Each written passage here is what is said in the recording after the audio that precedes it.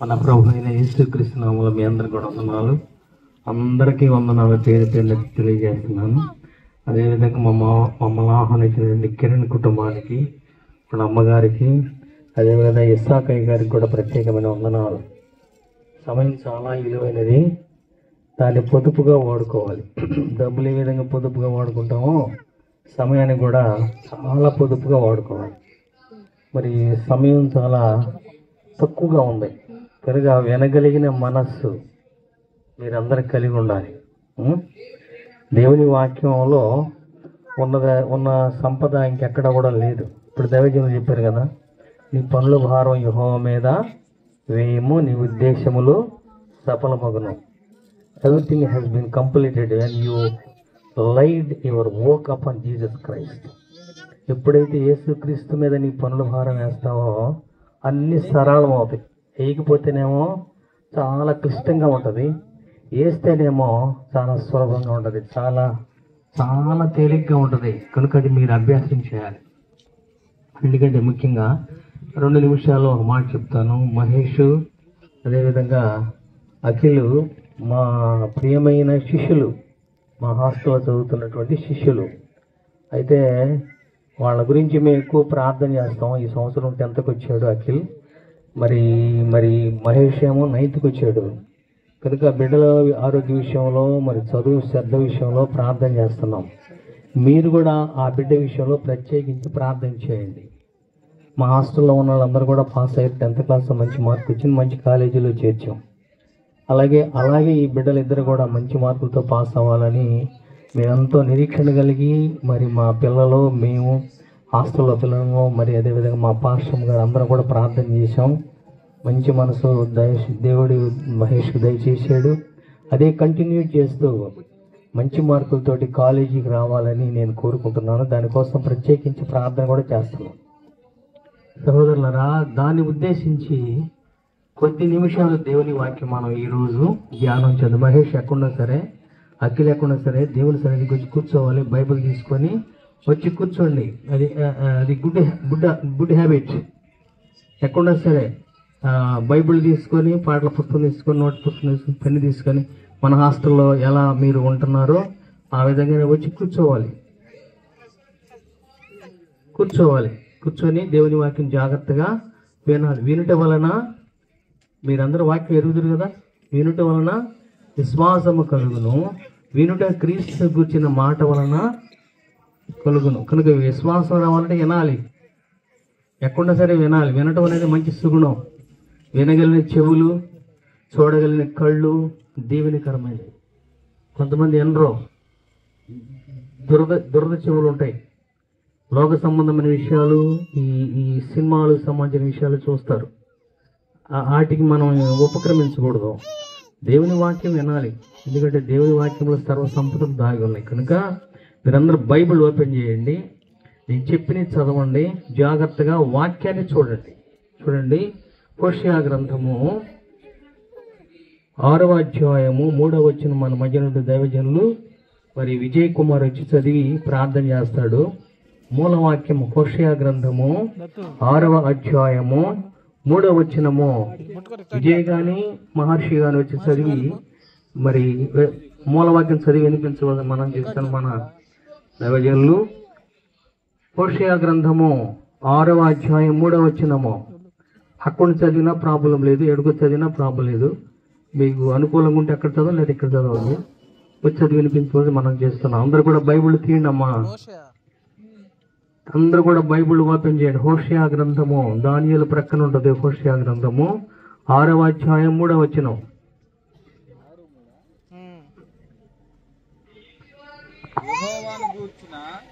యెహోవాను గూర్చిన జ్ఞానము సంపాదించుకుందాము రండి. యెహోవాను గూర్చిన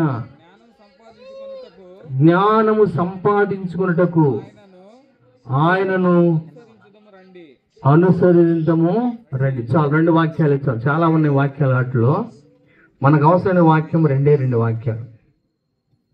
యెహోవాను గూర్చిన జ్ఞానము సంపాదించుకుందాము రండి అన్న ఆ వాక్యాన్ని మనం ధ్యానం చేద్దాం. చాలా ఉన్నాయి, చాలా కంపోజిషన్ ఉంది దాంట్లో. వాటిలో మనకు అవసరమైన వాక్యం ఏంటంటే, యెహోవాను గూర్చిన జ్ఞానము సంపాదించుకుందాము రండి. అందరూ రావాలి. ప్రయాసపడి భారం మోసుకొనిచున్న సమస్త జనులారా నా యొద్దకు రండి అని ప్రభు ఆహ్వానిస్తున్నాడు. ఈ రాత్రి సమయంలో ప్రభు నీతో నాతో దూరాన్ని ఉన్న వాళ్ళతో ప్రభు ఏమో మాట్లాడుతున్నాడు, రండి అంటున్నాడు. రండి అంటే ఉన్నపాటు మీరు రాకపోవచ్చు, హృదయం అని ఓపెన్ చేసి వాక్యాన్ని ఆహ్వానించాలి. వాక్యమైన దేవుని నీ హృదయంలో ఆహ్వానించాలి.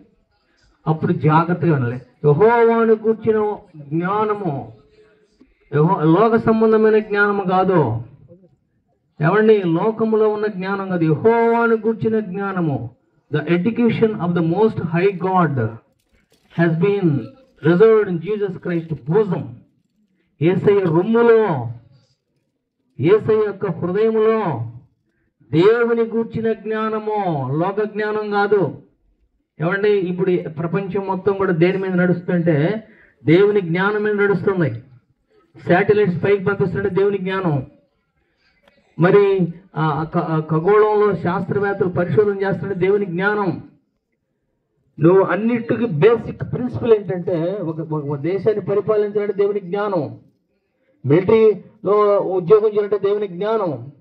ప్రతి దానికి దేవుని జ్ఞానము స్తంభమై ఉన్నది. దేవుని జ్ఞానం లేకపోతే నువ్వేం సాధించలేవు. దేవుడు ఒక వ్యక్తి ఒక తలాంత్ ఇస్తాడు. ఆ తలాంతుని సాధన చేయాలంటే జ్ఞానం కావాలి. ఒకళ్ళ పాటలు పాడే జ్ఞానం ఉంటుంది, తలాంత్ ఉంటుంది. ఒకళ్ళ వాక్యం చెప్పే తలాంత్ ఉంటుంది. ఒకళ్ళ దేవాలయంలో పరిచయం చేసే తలాంత్ ఉంటుంది. ఒక దైవజనులు గౌరవించే తలాంత్ ఉంటుంది. రకరకాల తలాంతులు ఉన్నాయి. ఆ తలాంతుని ఫుల్ఫిల్మెంట్ చేయాలంటే you must have the education of the most high God. దేవుని జ్ఞానాన్ని నువ్వు సంపాదించుకోవాలి. రండి ప్రభు ఆహ్వానిస్తున్నాడు. జ్ఞానం లేకపోతే నువ్వేమీ చేయలేవు. ప్రతిదానికి ప్లాన్ ఉండవు. ఒక ఇల్లు కట్టాలంటే మాస్టర్ ప్లాన్ ఉంటుంది. ఇక్కడ కిటికీ ఉండాలండి, ఇక్కడ ద్వారం ఉండాలండి, ఇక్కడ పహారీ ఉండాలండి అని ముందు జ్ఞాపకిస్తారు. అది జ్ఞానం. దాన్ని బేస్ చేసుకొని తాపీ మేస్త్రి ఇల్లు కడతాడు. 5 స్టేర్లైనా ఎన్ని స్టేర్లైనా సరే ఒక మ్యాప్ ఉంటుంది. అదే జ్ఞానం. అలాగే నీ భవిష్యత్తు మీద నీకు ఒక జ్ఞానం ఉండాలి. నేను సివిల్ సర్వీస్ కమిషన్ పాస్ అవ్వాలి, లేదా కలెక్టర్ అవ్వాలి, లేదా IPS పాస్ అవ్వాలి, లేదా ఉన్నతమైన స్థాయికి వెళ్ళాలి. మీరు చదువుకున్న స్టూడెంట్సే, మీరు చదువుకునే ఒక plan. Aimless life is always miserable life అని ఇంగ్లీష్లో సామెత ఉంది. ప్రతిదానికి ఒక గోల్ ఉండాలి. ఒక సివిల్ సర్వీస్ పాస్ అయిన వ్యక్తిని నువ్వు ఇంటర్వ్యూ చేస్తే ఎలా పాస్ అయ్యండి నువ్వు కలెక్టర్ అడిగితే చెప్తాడు, ఏమండి మా నాన్నగారు మా అమ్మగారు మా ఇంట్లో వాళ్ళందరూ కూడా పుస్తకాలు చదవమంటారండి, చదివిన చూడకుండా రాయమంటారండి, ప్రాక్టీస్ చేయమంటారు. అలా ప్రాక్టీస్ చేయబట్టి నేను పుస్తకాల పురుగులయ్యి నేను సివిల్ సర్వీస్ కమిషన్లో పాస్ అయ్యి కలెక్టర్ అయ్యాలంటాడు. మీరు మీ మొబైల్ చూస్తారు కదా, మొబైల్ ఒకసారి చూడండి. యూనియన్ పబ్లిక్ సర్వీస్ కమిషన్లో పాస్ అయ్యారంటే దానికి ఒక ప్లాన్ ఉండాలి. నీ భవిష్యత్తులో ప్రతి ఒక్కరు ఒక ప్లాన్ ఇస్తారు. మీ పిల్లలందరూ కూడా, సహోదరులు, నాకు ఒక ప్లాన్ ఉంది, నాకు ఒక గురి ఉంది. దైవజనులకు అబ్రహాం గారి గురి ఉంది, ఎలీషా గారి గురి ఉంది. ప్రతి ఒక్కరికి ఒక గోల్ ఉంది. ఆ గోల్ రీచ్ అవ్వాలి అంటే, ఆ గోల్ ఫుల్ఫిల్మెంట్ చేయాలంటే you must have the education of the most high God. దేవుని జ్ఞానాన్ని సంపాదించాలి. ఏమండి, దేవుని జ్ఞానం మార్టుల్లో నేను సేవ చేసి వస్తున్నా. ఆయనకి ఇవి వినిపించవు, చెవులు వినిపించవు, నోట్లోంచి మాట సరిగా రాదు, నోరు సరిగా మాట్లాడలేడు, చెవులు సరిగా వినిపించలేవు. ఆయనకు ఒక తలాంత్ ఉంది, ఏం తెలుసా? చక్కగా మ్యాప్ గీయగలడం, చక్కని మ్యాప్ వేయగలడం. కూర్చొని మన స్కూల్లో ఉన్న చాక్ పీస్ తీసుకొని, ఎర్ర చాక్ పీసు, నల్ల చాక్ పీసు, తెల్ల చాక్ పీస్ తీసుకొని యేసయ్య సిలువ బొమ్మ వేశాడు. ఒకవైపున సిలువ బొమ్మ వేశాడు, రెండో వైపున యేసయ్య మరియమ్మ ఒడిలో పడుకున్న బొమ్మ రెండో వైపున వేశాడు. చాలా బ్యూటిఫుల్ పిక్చర్. ఒకవైపునేమో యేసు ప్రభు సిలువ వేయబడినప్పుడు ఆయన ఏ విధంగా రక్తం కారుతుందో ఒకవైపున వేశాడు. రెండో వైపున యేసయ్య మరియమ్మ ఒడిలో పసిపిల్లవాడిగా ఉన్నప్పుడు ఎలా ఉన్నాడో రెండో వైపున వేసాడు. రోడ్డే, ఎలాంటి రోడ్డు, కుడి వైపున ఇది, ఎడమవైపున అది. చూస్తుంటే ఆశ్చర్యం వేస్తే, ఏందబ్బా ఒక మ్యాపే దించేసాడు. ఎంత గొప్ప కృపండి. అది తలాంతో. ఒక ప్లాన్ ఉంది ఆయనకి, ఒక ఆలోచన ఉంది ఆయనకి. ఏమిటంటే దేవుని గురించిన ఆలోచన, దేవుడిచ్చిన జ్ఞానం అది. ఆయన చెవులు వినిపించకపోవచ్చు, నోరు మాట్లాడకపోవచ్చు, కానీ కళ్ళు పనిచేస్తున్నాయి. కళ్ళ ద్వారా దేవుని మహింపరచడానికి దేవుని జ్ఞానం అవసరమైందండి. ఆయన కూర్చున్నాడు, బైబిల్ చదువుకుంటున్నాడు. పోయేవాళ్ళు వచ్చేవాళ్ళు అందరూ కూడా కానుకలేస్తున్నారు. పోయేవాళ్ళు కానుకలేస్తున్నారు, వచ్చేవాళ్ళు కానుకలేస్తున్నారు. ఈ లారీల మీద పోయేవాళ్ళు కూడా ఆగి చూసి ప్రార్థన చేసుకుని కానుకలేశారు. ఎంత గొప్ప కృప తెలుసా? ప్రతి ఒక్కరికి ఒక తలాంత్ ఇస్తాడు దేవుడు. You must have, every person must have the talent. The talent must be fulfilled in the wisdom of God. దేవుని జ్ఞానంతోనే ఆ తలాంతును సద్వినియోగం చేసుకోవాలి. లోక సంబంధమైన జ్ఞానం కాదు. దాన్ని పిలిచి అంటున్నాడు కదా, యెహోవాను గూర్చిన జ్ఞానము సంపాదించుకుందాము రండి. సంపాదించుకోవాలి. డబ్బులు కాదు, ఆస్తిపాస్తులు కాదు, బంగారం కాదు, వెండి కాదు, జ్ఞానము. ఇది basic principle to gain the wisdom of God. Those appreciate more than God. దేవుని యొక్క స్థితిని నువ్వు తెలుసుకున్నప్పుడు దేవుని మహింపరచాలంటే జ్ఞానం కావాలి. జ్ఞానం ఎక్కడుంది? బైబిల్లో ఉంది. యెహోవాను గురించిన జ్ఞానం బైబిల్లో ఉందండి. You must read the Bible so many times. ఒకసారి బైబిల్ చదవగానే అబ్బా 66 పుస్తకాలు చదివి అనుకోకు. తెలివి పుట్టించు మాటలు మేర కోరితివా, ఉపదేశం ఇరుట మానుకునుమన్నాడు. నేను దొరి చాలని అనుకోకు. అది వాక్యానికి విరుద్ధం. నాకెంతవరకు చాలు ప్రభా అని అనుకో. అది వాక్యానికి విరుద్ధం. సంపాదించుకుంటూ రావాలి. సంపదలన్నీ కూడా జ్ఞానంలోనే ఉన్నాయి. బుద్ధి జ్ఞానముల సర్వ సంపదలు యేసుక్రీస్తులో గుప్తంగా concealed in Jesus Christ. Both those who dug out one by one. మరుగై ఉన్నాయి, నీకు అగపడం. మరుగై ఉన్నవి. గుప్తం అంటే దాగి ఉన్నాయి. అక్కడ ఉన్న సంపద, అక్కడ ఉందండి సంపద. మనకు తెలుసు కదా, వర్షాలు పడితే ఈ చాలా మంది వెళ్తున్నారంటే డబ్బులు తీసుకొని ఊరెళ్ళి తెలంగాణ వెళ్ళి ఏం వేరుకుంటున్నారండి? బంగారం, వజ్రాలు వజ్రాలు వజ్రాలు వజ్రాలు. అంటే శ్రీకృష్ణ దేవుడు దేవరాయలు పరిపాలించినప్పుడు వజ్రాలనంట రాజుల కోసం అమ్మేవాడంట.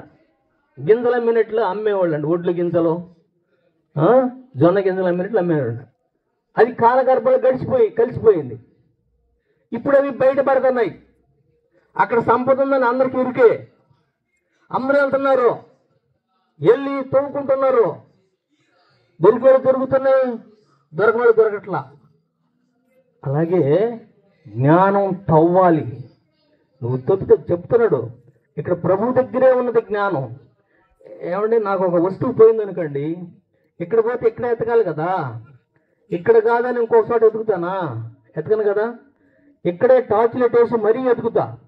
అలాగే యెహోవా దగ్గర జ్ఞానం ఉన్నది, మనం వెళ్ళి జ్ఞానం సంపాదించుకుందాము రమ్ము అని యెహోషువ ప్రవక్త ద్వారా దేవుడు ప్రజలకు చెప్పమన్నాడు. ప్రవక్త చెప్పండి, చెప్పబోయి అన్నాడు. వెతుకుతున్నావా జ్ఞానము? సహోదరుడా, వెతుకుతున్నావా? జ్ఞానం ముత్యముల కంటే విలువైనది, బంగారముల కంటే విలువైనది, విలువైన వస్తువుల కంటే విలువైనది. ఆ జ్ఞానము లేకపోతే పరలోకము పోలేవు. You are disqualified to enter the kingdom of God unless you do not gain the wisdom of God. దేవుని జ్ఞానం సంపద. జ్ఞానం దొరికే ప్లేస్లు ఎక్కడున్నాయి? ఏవండి, యేసు ప్రభు వారు ఇప్పుడు పరలోకంలో దేవుని రొమ్ములో, తండ్రి రొమ్మును ఆనుకొని ఉన్నాడు. మరి జ్ఞానం ఎక్కడ ఆ ప్లేస్లో పెట్టి వెళ్ళాడు? ఎప్పుడో శ్రీకృష్ణ దేవరాయలు పరిపాలించినప్పుడు ఆయన చేశాడు. ఆయన పుస్తకాలు మనం చదువుతాం. ఈ ప్రాంతంలో శ్రీకృష్ణ దేవరాయలు పరిపాలన చేశాడండి అని అన్నప్పుడు ఆ ప్రాంతాలు చూస్తే దొరుకుతున్నాయి. అది అబద్ధం కాదు, చరిత్ర చెప్తున్న నిజం.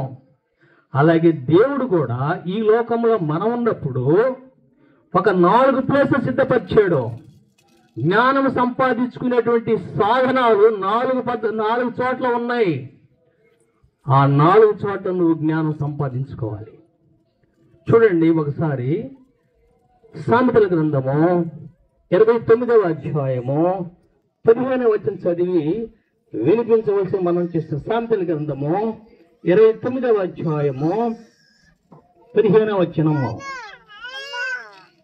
అమ్మా, బెత్తమును గద్దింపును జ్ఞానము కలుగు చేయును. అదుపులేని కుమారుడు, అదుపులేని బాలుడు తల్లికి అవమానము తెచ్చును. The student who does not have the discipline, he brings shame to his parents, shame to his mother and father. The boy who does not have the discipline, correct discipline, heavily discipline, he brings shame to his parents. అదుపులేని పిల్లవాడు, అద్దువాపులేని పిల్లవాడు తల్లికి దుఃఖము, తండ్రికి అవమానం తెస్తాడండి. కానీ ఇక్కడ వాక్యం చెప్తుంది కదా, బెత్తెమును గద్దింపును ఏం కలుగు చేస్తాయి? మీరు చదువుతారు కదా, మీరు వాక్యం అర్థం అవట్లేదా? ఏం చదువుతుందండి? బెత్తెమును గద్దింపు. సార్ చదువమ్మా. బెత్తెమును గద్దింపును జ్ఞానము కలుగు చేయును. అదుపులే. రెండవ వాక్యము, మొట్టమొదటి వాక్యం ఏంటంటే 2 చోట్ల జ్ఞానం దొరుకుతుంది. బెత్తెము వాడితే, బెత్తెము వాడని వాడు తన తండ్రి తన కుమారులకు విరోధి. బెత్తెము నువ్వు అనుకుంటున్నా, బెత్తెము కూడా స్కూల్లో మాస్టర్ దగ్గర ఏముంటుందండి? బెత్తి ఉంటుంది, స్టిక్ ఉంటుంది. ఏదో తప్పు చేస్తే కొడతాడు. కొడుతున్నాడంటే జ్ఞానం ఇస్తున్నాడని అర్థం. బెత్తెము బైబిల్ చెప్తున్న మాట, నేను చెప్తున్న మాటలు కదా, నా మాటలు కాదు. బెత్తెమును నీ పిల్లలను కొడుతున్నావా, దండిస్తున్నావా, స్కూల్కి పంపిస్తున్నావా, డిసిప్లిన్ నేర్పుతున్నావా? బెత్తెము వాడని వాడు తన కుమారులకు విరోధి. వాళ్ళ నాన్నగారే విరోధి, వాళ్ళ అమ్మే విరోధి. గారాబం పనిచేయదు, అతి గారాబం పనిచేయదు. ప్రేమించదు. At the same time you must use the stick to walk in the discipline of God.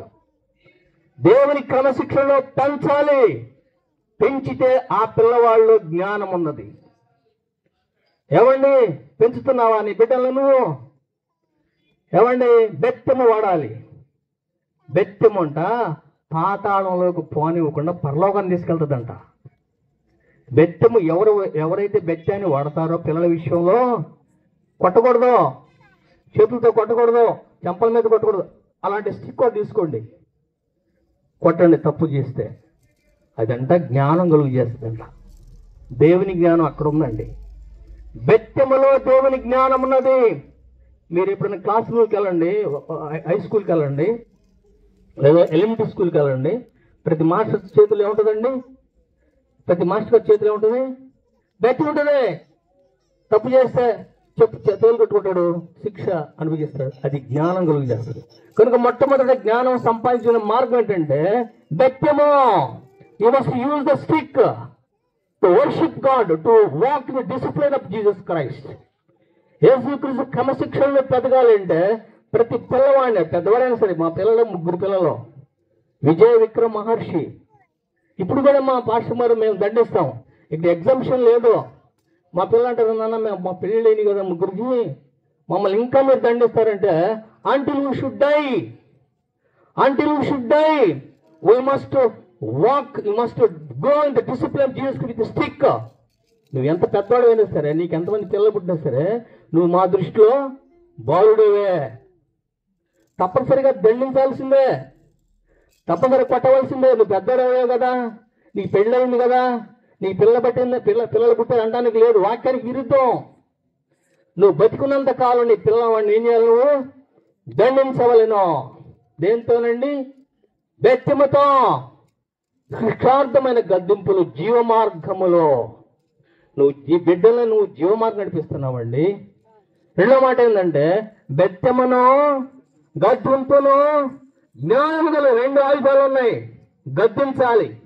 యెహోవా గద్దించిన మనుషుడు ధన్యుడు. గద్దింపు దైవ లక్షణం. శిక్షార్థమైన గద్దింపు జీవ మార్గము బిడ్డను నడిపిస్తున్నావని నీకు అర్థమవుతుంది. కళ్ళు కళ్ళు ఉరిగితే నీ పిల్లలు గడగడ వణిగిపోవాలి. ఏమంటే అదే సమయంలో ప్రేమించాలి. రెండు ఆయుధాలు వాడాలి. నువ్వు ఒక రేషియో 50% ప్రేమించాలి, అదే సమయంలో 50% నువ్వు నీ బిడ్డల్ని దండించాలి, గద్దించాలి. కొట్టకపోతే గద్దించు. రెంటి వల్ల ఏమొస్తుంది? జ్ఞానం వస్తుంది. ఏమండి ఎంత గొప్ప మాట! ఆ జ్ఞానం సంపాదించుకుందాము. రండి, everyone must come to Jesus. Exemption లేదు, పెద్దవాళ్ళం లేదు, చిన్నవాళ్ళం లేదు, అందరిని ప్రభు ఆహ్వానిస్తున్నాడు. రెండయ్యా, ప్రభు దగ్గర 2 ఆయుధాలు. ఒకటి ఏంటండి? గద్దింపు ఉన్నది. రెండోది ఏంటండి? బెత్యం ఉన్నది. ఈ రెంటి వల్ల జ్ఞానం సంపాదించుకోవచ్చు. ఏమండి, మనం జ్ఞానం సంపాదించుకోండి. ఎక్కడ పంపిస్తాం మన పిల్లల్ని? కాలేజీ పంపిస్తాం, ఎలిమెంటరీ స్కూల్ పంపిస్తాం, హై స్కూల్ పంపిస్తాం. అయితే నువ్వు దేవుని జ్ఞానం సంపాదించాలంటే నువ్వు ప్రభువుకి అప్పగించు. బాలుడు నడవలసిన స్థలంలో వాడిని నడిపించు. పెద్దవాడైనప్పుడు, ఇది ఫుట్ నోట్స్లో ఒక మాట ఉంటుంది, ముసలివాడైనప్పుడు, వృద్ధుడైనప్పుడు, 100 సంవత్సరాలు వచ్చినప్పుడు కూడా వాడు దేని నుంచి తప్పిపోడు? దేవుని జ్ఞానము నుండి తప్పిపోవడం. అది తప్పు నీదే. అంతేనండి. కనుక ఒకటి చెప్పండి. ఒకటి ఏంటంటే బెత్తమును గద్దింపును జ్ఞానము కలుగు చేయను. 3వ మాట చూద్దాం. అదే సామెతల గ్రంథము 13వ అధ్యాయము 10వ చదువుకుందాం. సామెతల గ్రంథము 13వ అధ్యాయము 10వ చదువుకుందాం. సామెతల గ్రంథం 13వ అధ్యాయం 10వ వచనము. గర్వము వలన జగడమే పుట్టును, ఆలోచన వినువానికి జ్ఞానం. There is a counsel of we hear the counsel of God. The people who hear the counsel of God. దేవుని ఆలోచన వినువానికి జ్ఞానం కలుగును. వినాలి అంతే. దీనికి భిన్నంగా చేస్తే నీకు జ్ఞానం రాదు. వాక్యానికి విరుద్ధంగా నువ్వు ఏం చేసినా జ్ఞానం రాదు. ప్రభు చెప్తున్నాడు, ఆ జ్ఞానం సంపాదించినటువంటి మార్గాలు మనం చెప్తున్నాడు. ఏంటంట? ఆలోచన వినువానికి ఏం కలుగుతుంది? జ్ఞానము కలుగును. ప్రతిదీ ఆలోచించాలి. ఆలోచించి నువ్వు ప్లాన్ గీసుకోవాలి. నీ భవిష్యత్తును ఆలోచించాలి. నీ ఆలోచన కర్త యేసు ప్రభు. ఆయనకు చాలా పేర్లు ఉన్నాయి. వాటిలో ఒక పేరు ఏంటంటే ఆలోచన కర్త. Is the master counsel. He will give good counsel to you. నీకు మంచి ఆలోచన ఇస్తాడు, మంచి జ్ఞానం ఇస్తాడు. నువ్వు ఆలోచన ఏంటి ప్రభువా, ఈ వర్క్ ఎక్కడ చేయాలి నాకు తెలియదు ప్రభువా, ఈ పని ఎలా నాకు తెలియదు ప్రభువా, ఒక ఆఫీసర్తో ఎలా మాట్లాడాలో నాకు తెలియదు ప్రభువా, ఒక వర్క్ ఎలా చేయాలో నాకు తెలియదు ప్రభువా, అసలు నాకేం తెలియదు ప్రభు అంటే నీకు దేవుడు ఆలోచన ఇస్తాడు. ఆలోచన వినాలి. విని నోట్స్ మీద రాసుకో. నోట్స్ మీద రాసుకో. ఏమొస్తుందండి నీకు? జ్ఞానం వస్తుంది. 3వ ఆయుధం. మొట్టమొదటేమో బెత్తము, రెండోదేమో గద్దింపు, మూడోదేమో దేవుని ఆలోచన. మానవుల ఆలోచన కాదు. మానవ ఆలోచన, దుష్ట ఆలోచన పాపాన్ని నడిపిస్తుంది. ఈ మొబైల్ చూస్తున్నాం కదా, ఈ మొబైల్ చూస్తుంటే దేనికి నడిపిస్తుంది తెలుసా? ఇది కూడా ఆలోచనే, పాపాన్ని నడిపిస్తుంది. ఇది కాదు, నాకు అవన్నీ కాదు ప్రభా, ఈ పని చేయాలి, నాకు తెలియదు, నాకు అసలు జ్ఞానమే లేదు, నాకు నువ్వు జ్ఞానవి అంటే అలా అడిగిన వాడు సొలొమోను. దేశాన్ని పరిపాలించాలి, నాకు అడ్మినిస్ట్రేషన్ చేయాలంటే నాకు తెలియదు ప్రభా, ఏది న్యాయమో ఏది అన్యాయమో, ఎవరు మంచివాళ్ళు ఎవరు చెడ్డాలో అడ్మినిస్ట్రేషన్ చేయాలి కదా, నాకు జ్ఞానం లేదు ప్రభా, నాకు జ్ఞానమే ప్రభు అని ప్రార్థన చేశాడు. ఏమండి? ఆలోచన. నీకు ఆలోచన ఉందా? ఏదో గుడ్డెద్దు చేలో పడ్డట్టు పోకో. ప్రతిదానికి ఆలోచన. Aimless life is always miserable life అని సామెత ఉంది. ప్రతిదానికి నీకు గోల్. నాకు ఒక గోల్ ఉంది, కొన్ని వేల ఆత్మలు దేవుని రాజ్యాన్ని సంపాదించాలి. అది నా ఆలోచన. దానికి ప్రభు నడితే, ప్రభు ఇవాళ ఎక్కడికి వెళ్ళమంటే సువార్తకి, ఫలానా ఊరు వెళ్ళు, ఫలానా ప్రాంతం వెళ్ళు, ఫలానికి వెళ్ళి సువార్త చెప్పని చెప్తాడు. ఆ ప్రాంతం సెక్స్ అవుతుంది. ఆలోచనిస్తాడు దేవుడు. దేవుడు మాట్లాడే దేవుడు అండి. ఈ చెట్లాగా ఉండేవాడు కాదు, ఈ పుట్లాగా ఈ రాళ్ళలాగా ఉండేవాడు కాదు దేవుడు. ఈ will give good counsel to you. నన్ను అడుగు, నీకు ఆలోచిస్తా ఉన్నాడు. ఆ ఆలోచన ఫాలో అప్ అయితే నీకేమొస్తుందండి? జ్ఞానం వస్తుంది. జ్ఞానం వస్తుంది. మూడవ ఆయుధం ఏంటంటే మొట్టమొదటి ఏంటండి గద్దింపు, రెండవది ఏంటండి బెత్తెము, మూడవది ఏంటండి దేవుని ఆలోచన. నాలుగవది చూద్దాం, దేవుని వాక్యంలో చూద్దాం. నాలుగవ ఆయుధం ఏంటంటే సామెతల గ్రంథము 11వ అధ్యాయం 2వ వచనం చూద్దాం. సామెతల గ్రంథము 11వ అధ్యాయము 2వ వచనం చూద్దాం. చూడండి ఒకసారి. అహంకారం వెంబడి అవమానం వచ్చును, విలయము గలవారి యొద్ద. అక్కడ ఉంది జ్ఞానం. అంతే, ప్రభు రూఢి చెప్తున్నాడు, మీరు రండి మీకు నేను జ్ఞానం ఇస్తానంటూ ఆయన మనల్ని పట్టించుకోకుండా వెళ్ళిపోలా. మాకు రూఢి చెప్తున్నాడు ఏంటంటే, those people who have the obedient people, there is a plentiful of education, the most high God that. Obedient మీకు తెలీదు కానీ ఈ అఖిల్, మహేష్ నా దగ్గరికి వస్తే వాళ్ళ అన్నయ్య వాళ్ళ కాడికి వెళ్ళినా, విజయ విక్రమ్ మహర్షి మేడంగ దగ్గరికి వెళ్ళినా చేతులు కొట్టుకుంటారు. చాలా ఒబిడియంట్ చేతులు కొట్టుకుంటారు. వీళ్ళే కాదు, మా హాస్టల్లో ఉన్న పిల్లలందరూ కూడా చేతులు కొట్టుకుంటారు. పెద్దవాళ్ళు అయినా కూడా చేతులు కొట్టుకుంటారు. అది ఒబిడియంట్. వినయము గల వారి యొద్ద జ్ఞానము ఉన్నది. కొంతమంది అహంకారంగా ఉంటారు, సమాధానం సరిగ్గా చెప్పలేరు, నెగ్లెక్ట్ చేస్తారు. అదంతా పెద్దవాళ్ళని గౌరవించరు. పెద్దవాళ్ళని గౌరవించిన వాళ్ళ దగ్గర జ్ఞానం ఉంటుంది. తల్లిదండ్రులు ప్రేమించిన వాళ్ళ దగ్గర జ్ఞానం ఉంటుంది. తల్లిదండ్రులు గౌరవించిన వాళ్ళ దగ్గర జ్ఞానం ఉంటుంది. మాస్టర్ని గౌరవించిన వాళ్ళ దగ్గర జ్ఞానం ఉంటుంది. పాస్టర్ని గౌరవించిన వాళ్ళ దగ్గర జ్ఞానం ఉంటుంది. బైబిల్ చెప్తున్న మాట, వినయము గల వారి యొద్ద జ్ఞానం ఉన్నది. వినయం నీకుందా? నేర్చుకో. ఆయన కుమారుడయుండి వినయము నేర్చుకున్నాడు యేసు ప్రభు. Being a son he learned the education of the humbleness as long as you live in this world. 33 సంవత్సరాలు యేసుక్రీస్తు లోకంలో ఉండి శ్రమల ద్వారా వినయం నేర్చుకున్నాడంట. శ్రమలు వస్తే వినయం వస్తుంది. ఏమండి, శ్రమ లేకుండా వినయం రాదు. శ్రమలు వాతలు పెడతాడు దేవుడు, వాత పెడతాడు, గుంజుడు తీపిస్తాడు. అంతే, రా చెప్పిన మాట వింటాను ప్రభువా, నువ్వు చెప్పినట్టు చేస్తాను ప్రభువా, నీ మాటే వింటాను ప్రభు అనేటట్టు చేస్తాడు. అది వినయం.